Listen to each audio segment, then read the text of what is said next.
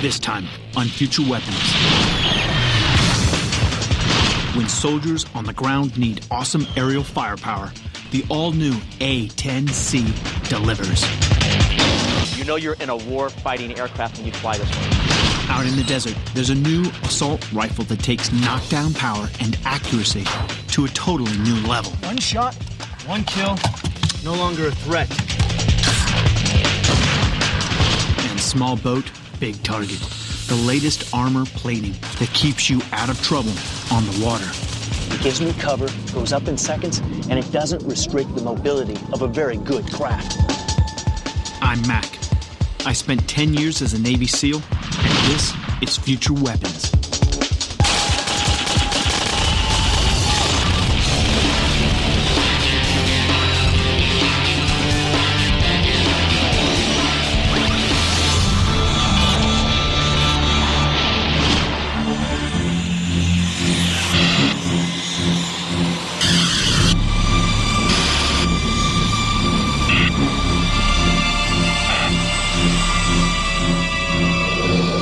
Its weapons can root through armor.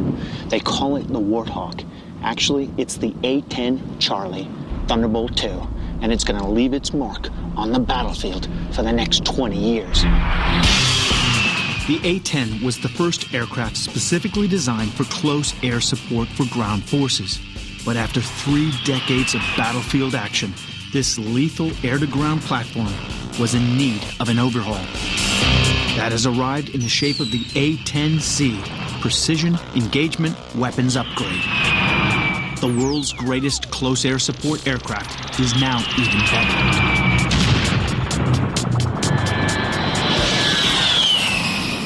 That's the roar of almost 20,000 pounds of thrust. And by the time you hear it, it's already too late.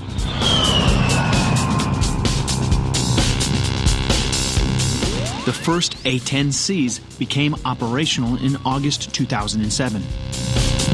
I've come to Davis-Monthan Air Force Base in Tucson, Arizona. I'm here to see the new improved A-10C in action with its multi-million-dollar precision engagement weapons upgrade.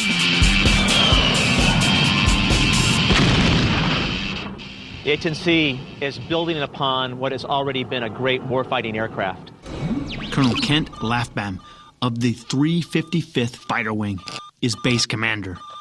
Okay, so what are some of the great things about the A-10 you wanted to keep? And then tell me about the upgrades to those things. Well, it's right on the front side of the aircraft. You can see that the gun is a 30-millimeter cannon. That's the most powerful cannon ever put on an aircraft of any type. It's a powerful gun. We keep the gun. That is priority number 1. All right, tell me about the upgrades so you can make it even better. Capabilities such as a data link. We'll be able to communicate easily between aircraft and headquarters about the emerging battlefield, what targets need to be struck quickly and effectively. That's one of the capabilities. Plus, we'll have the ability with this aircraft in the A-10C variant to employ satellite-directed weapons. What's it like to fly this bird? It's kind of like a throwback to World War II. The gun, it shakes the aircraft in a way that a 20-millimeter cannon doesn't. The smell of the gun actually joins you in the cockpit. It's a very guttural feeling. You know you're in a war-fighting aircraft when you fly this one.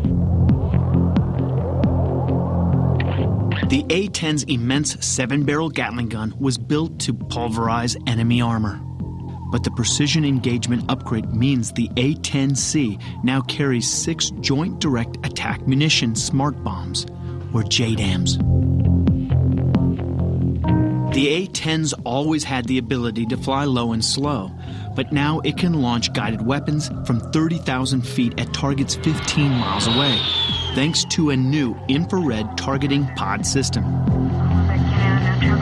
This upgrade means the ability to precisely detect, identify, and destroy targets just got 10 times better. Because of the new capabilities and the fact that you're going to be able to do this at much greater ranges and from much higher altitudes, you get to deploy JDAM. You bet. As we get that information in the cockpit, it's presented to us via saddle on that MFCD. We can spit those coordinates down here in the JDAM and be able to launch this thing and precisely engage a target very quickly. Captain Jason Jensen is an A-10 instructor pilot for the 357th Fighter Squadron. It's incredible. The JDAM's just this amazing munition because it's really like this is a dumb bomb. Sure. But not anymore. Add some fins, add some GPS navigation in the back. Now you've got a satellite bomb that you can pinpoint and drop right onto the target. You're exactly right. You're exactly right. Again, another capability, the precision engagement, what the A-10C is giving us. It's an outstanding weapons platform in the close air support environment, and it rocks. But it's not just the weapons that have been upgraded. Some of the biggest changes are in the cockpit. With 14,000 feet of new wiring, a new flight control stick, and new software, the weapons control system is now fully integrated.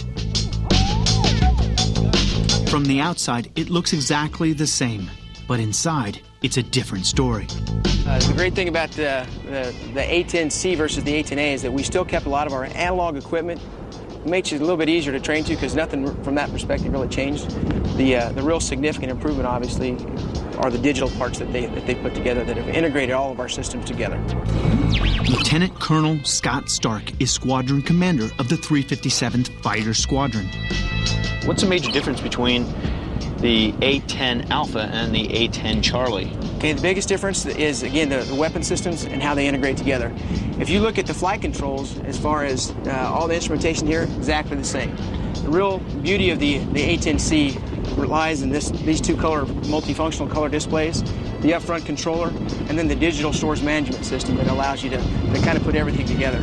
Kind of what that brings to the fight is the ability to use data link to integrate all the information that's out there on the battlefield.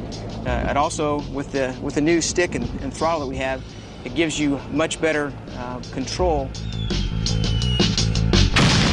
If you think about the threats that we face in the world, the potential adversaries, and the capability of this aircraft, I believe, without a doubt, that it'll be the premier cast platform for the next 20 years.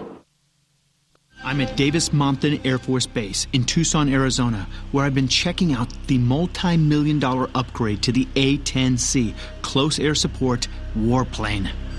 I've already seen some of its awesome capabilities, the 30mm cannon, its ability to drop JDAMs, and its new integrated weapons control system that makes it all possible.